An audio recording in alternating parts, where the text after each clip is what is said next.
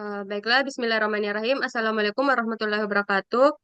Di sini saya dan teman kelompok saya akan menjelaskan tentang tanggapan stres ringan dan prospek stres ringan rekayasa toleransi pada tanaman pangan.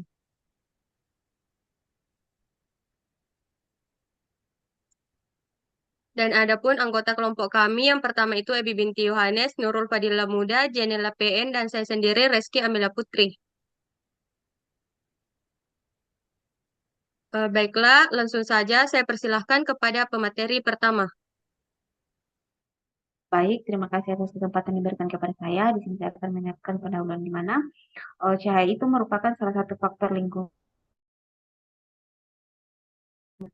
Ini menentukan tingkat sintetik, foto, dan akumulasi asimilasi selain peran pengaturannya dalam pertumbuhan dan produktivitas tanaman. Di mana juga cahaya itu sangat penting untuk fotosintesis dan fotomorfogenesis dan salah satu faktor lingkungan terpenting untuk perkembangan dan metabolisme tanaman. Tumbuhan itu memiliki kemampuan luar biasa dalam mengubah foton cahaya melalui fiksi fotosintesis karbon dioksida menjadi gula yang bersamilasi dengan jaringan wastafel. Selanjutnya di sini yaitu respon tumbuhan terhadap stres ringan. Yang pertama itu merasakan stres ringan. Karena cahaya yang tinggi, pusat reaksi semakin jenuh dengan energi, menyebabkan lebih sedikit pemanfaatan energi untuk fotosintesis, sehingga menimbulkan energi eksitasi yang berpotensi berbahaya yang tidak terpakai dalam membran fotosintesis. Energi berlebih ini mengarah pada peningkatan produksi intermediate dan produk samping yang sangat reaktif yang berpotensi menyebabkan kerusakan fotooksidatif dan menghambat fotosintesis meskipun responnya bervariasi pada rentang tingkat radiasi yang luas. Nah, setelah terpapar cahaya yang berlebih, tumbuhan dan ganggang hijau dapat langsung merasakan flux foton insiden tinggi menggunakan beberapa kelas fotoreseptor termasuk fototropin, neokrom, fitokrom, rodopsin, dan kriptokrom. Nah, selanjutnya yaitu respon dan adaptasi tumbuhan terhadap stres ringan. Respon dan adaptasi tumbuhan terhadap stres ringan, tumbuhan itu sering menghadapi fluktuasi baik dalam hal intensitas maupun kualitas spektra cahaya. Jaringan respon dan adaptasi multilevel telah dikembangkan oleh tanaman untuk mengatasi stres ringan. Respon tersebut berupa yang pertama itu adaptasi untuk mengontrol kapasitas penyerangan cahaya. Yang kedua, adaptasi untuk menghadapi energi cahaya yang ditangkap. Adaptasi pada seluruh tingkat tanaman melibatkan perubahan orientasi daun, pergerakan daun, dan pemantulan daun. Sebagai tanggapan, tanaman mengatur penyerapan cahaya melalui adaptasi jangka panjang atau pendek yang melibatkan mekanisme pendinginan untuk energi tinggi serta mesin antioksidan untuk mengais ROS yang akan dijelaskan pemateri selanjutnya.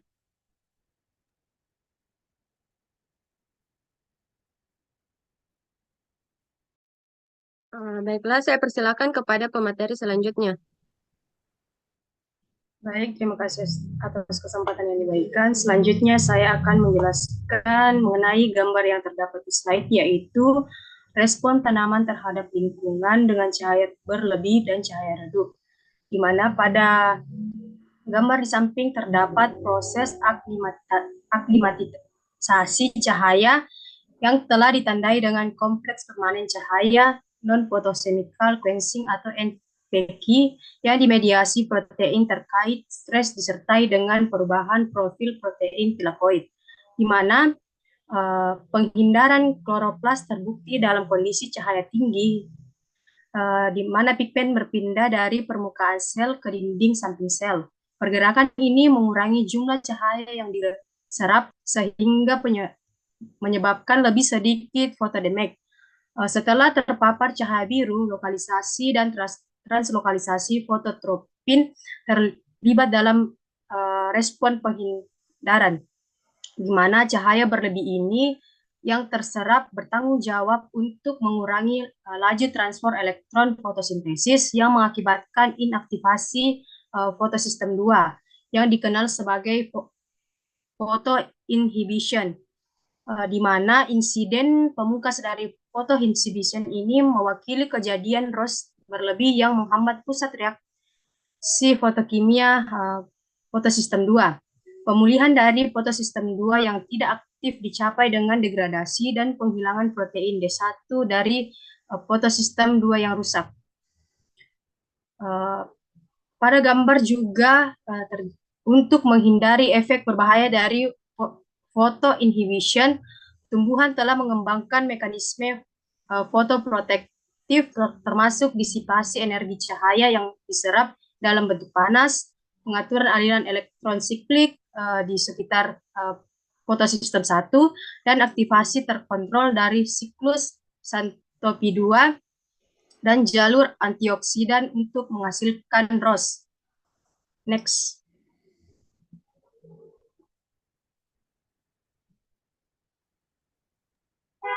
Next.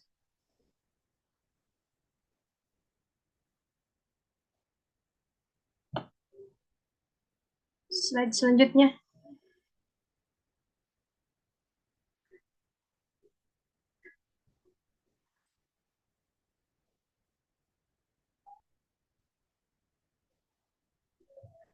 Selanjutnya yaitu regulasi respon tanaman yang dimediasi mikroRNA terhadap stres ringan, di mana penelitian terbaru telah dengan tegas menetapkan relevansi biologi spesies RNA kode non-protein, khususnya mikroRNA sepanjang 20-24 nano, dalam pengaturan proses tanaman kritis dan respon stres. Sejak penemuan RNA kecil, mekanisme pengaturan transkripsi dan pasca transkripsi yang dimediasi mikroRNA mendapat momen sebagai faktor kunci untuk proses perkembangan tanaman dan respon stres. MikroRNA diproses dari mikroRNA primer yang biasanya ditranskripsi oleh RNA pol 2 atau pol 3, di mana pre-mikroRNA kemudian membentuk mikroRNA prekursor terstruktur seperti jepit rambut yang tidak sempurna. MikroRNA yang matang dimasukkan ke dalam kompleks pembungkaman yang diinduksi RNA atau RISC untuk memandu pembelahan mikroRNA target dalam pasangan basa komplementer yang sempurna atau hampir sempurna dengan urutan mikroRNA targetnya. Laporan terbaru telah mengkonfirmasi bahwa cahaya mengontrol hanya akumulasi mikroRNA, tetapi juga fungsi biologis karena dapat mempengaruhi transkripsi gen mikroRNA, biogenesis mikroRNA, dan aktivasi RISC. Berdasarkan gambar 2, dapat disimpulkan bahwa adaptasi stres yang dimediasi mikroRNA pada tanaman dapat memberikan pendekatan untuk pengembangan tanaman tahan cahaya terkait dengan perubahan iklim melalui pembungkaman gen terkait mikroRNA. Next. Selanjutnya.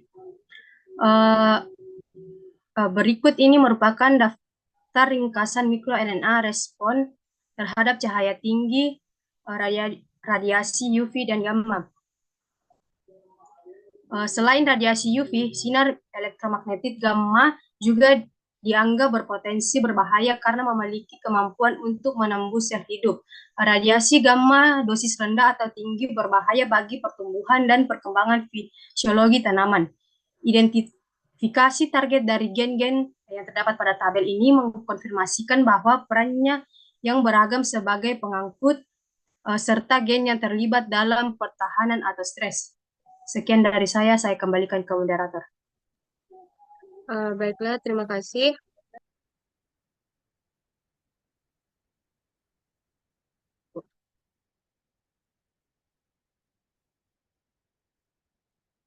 Untuk materi berikutnya itu saya sendiri yang akan jelaskan yaitu tentang rekayasa toleransi stres ringan pada tanaman. Yang pertama itu pendekatan transgenik, di mana pendekatan ini merupakan salah satu metode yang digunakan dalam upaya meningkatkan toleransi tanaman terhadap stres cahaya. Dalam pendekatan ini yang terlibat itu seperti gen-gen, karena responnya terhadap stres cahaya dapat dimanipulasi atau ditambahkan ke genom tanaman untuk meningkatkan toleransinya. dengan tujuan dasar untuk meningkatkan produktivitas tanaman di bawah lingkungan yang penuh tekanan cahaya. Dan ada beberapa pendekatan rekayasa genetika atau metabolik telah dieksplorasi untuk meningkatkan fotosintesis, fiksasi karbon dioksida, dan biomasa tanaman sekaligus itu dapat membatasi fotorespirasi. Nah, untuk itu penting untuk mengidentifikasi faktor penentu genetik utama dari toleransi terhadap cekaman cahaya dan mengintroduksinya ke dalam tanaman yang peka.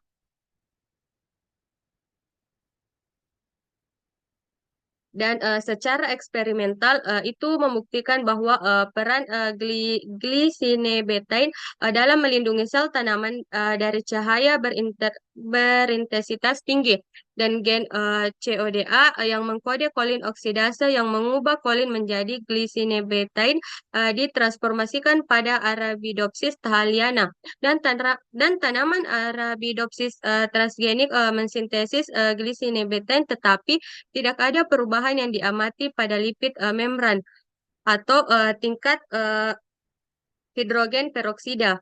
Hasil ini dapat menyimpulkan bahwa akumulasi glycinebetain mungkin telah melindungi kompleks fotosistem 2 pada tanaman yang ditransformasi dari kerusakan akibat cekaman cahaya dibandingkan dengan tanaman tipe liar.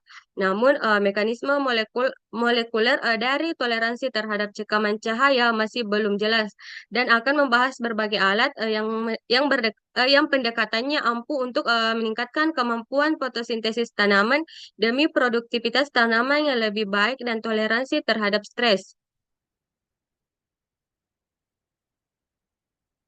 Seperti halnya karotenoid, di mana peran flavonol dalam melindungi tanaman dari kerusakan akibat sinar UVB telah dibuktikan pada tanaman transgenik. Tanaman transgenik Arabidopsis yang mengekspresikan flavonol sintase jagung, mengakumulasi camperol dalam quercetin dalam jumlah yang tinggi dan tanaman transgenik ini dipapar dengan UVB selama 4 jam untuk mengetahui efek merusak dari UVB pada DNA dan setelah terpapar UVB akumulasi dimer pirimidin siklobutana lebih parah pada tanaman tipe liar dibandingkan dengan tanaman transgenik yang mengandung flavonol lebih tinggi dan efisiensi fotosistem 2 yang lebih tinggi diamati pada tanaman transgenik dibandingkan dengan tanaman tipe liar yang menunjukkan bahwa flavonol melindungi tanaman dari kerusakan pada mesin transport elektron fotosintesis. Oleh karena itu, penelitian lebih lanjut dapat diarahkan untuk memahami gen-gen tersebut dalam toleransi terhadap cekaman cahaya pada tanaman pangan, yaitu seperti padi, gandum, dan juga tomat. Baiklah, itulah dari saya. Saya persilahkan kepada pemateri selanjutnya.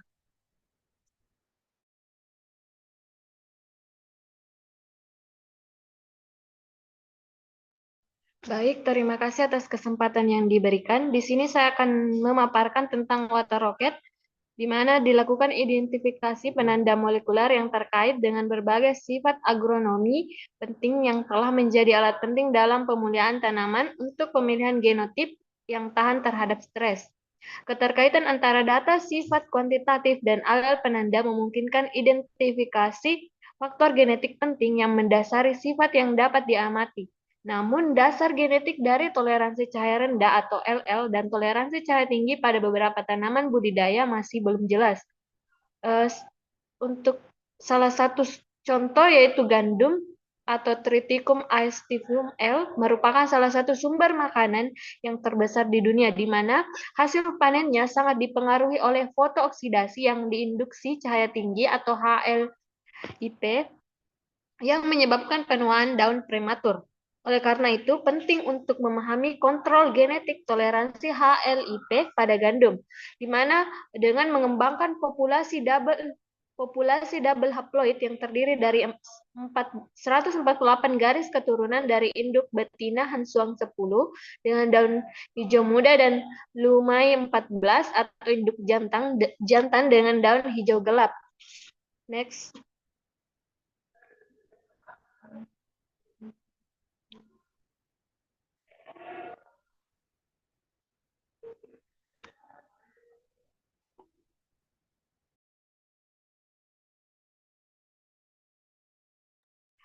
Penting juga untuk memahami sifat molekuler resistansi terhadap radiasi UVB, di mana telah dilaporkan bahwa kultivar padi indica lebih sensitif terhadap UV daripada kultivar japonica. Dengan melakukan analisis QTL untuk mempelajari resistansi UVB dan 3 QTL untuk diidentifikasi dalam populasi backcross padi. Kemudian QUVR10 terdeteksi sebagai QTL utama untuk resistansi UVB pada garis inbreed backcross atau BILS yang berasal dari persilangan antara varietas padi Japonica nipombare di mana itu tahan UV dari varietas Indica casalats di mana itu merupakan sensitif UV. Untuk ini pemetaan dengan resolusi tinggi dilakukan pada tahun 1850 di mana tanaman F2 dan QUVR10 dipilih menggunakan penanda urutan polimorfik teramplifikasi yang spesifik wilayah atau CAPS, di mana enzim fotoliasi primidin siklobutana atau CPD berperan penting dalam resistansi UVB pada padi dan diidentifikasi sebagai kandidat posisional QVR10. Slide selanjutnya.